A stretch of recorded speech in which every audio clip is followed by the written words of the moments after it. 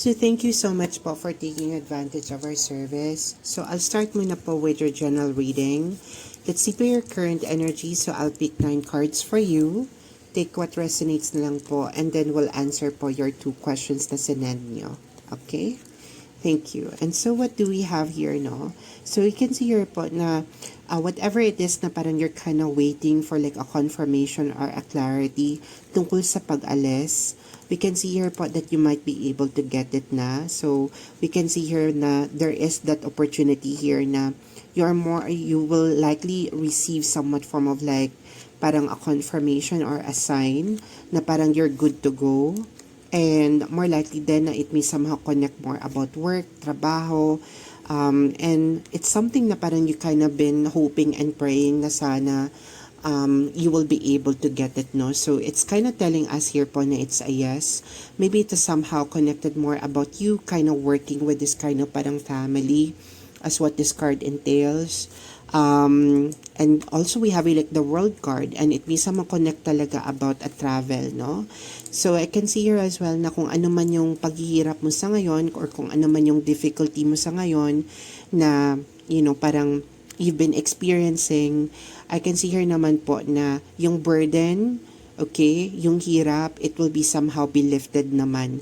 Meaning to say, kung ano man yung mga bagay na parang you kind of felt na there was somewhat like difficulty or what, I can see here po na I don't want you to worry, no? Parang we can see here naman po na kung ano man yung wish na nilulook forward mo or wini-wish na parang, or anything na ina-aspire mo sa ngayon, it will be given to you naman po. So because this is like a card associated with about a wish that will be granted. So that's the energy that we have here po for you. So this will be po for your question kung i-hire ka ba ulit ng amo mo. Okay. I can see here po na hindi. I can see here po na there is that opportunity here for like a new kind of parang work or could either be more natuloy pa rin yung opportunity mo for travel. So to answer your question, second question, kung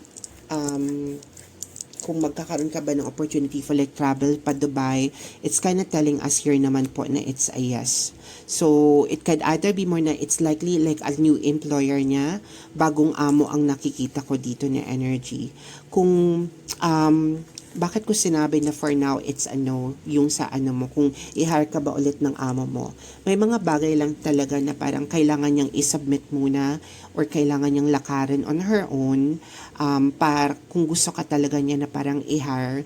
Kasi it seems like parang medyo magulo pa yung sa kanila sa ngayon. So, there are just some certain things na parang inaayos or there are some certain things lang talaga na parang nagkukos ng somewhat form of like delay.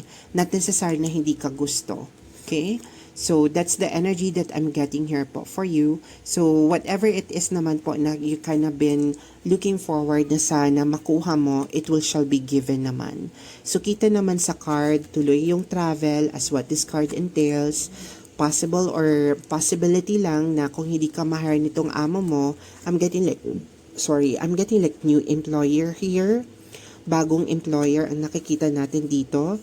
And you might be able to get like a confirmation within the next 6 weeks or so. Okay?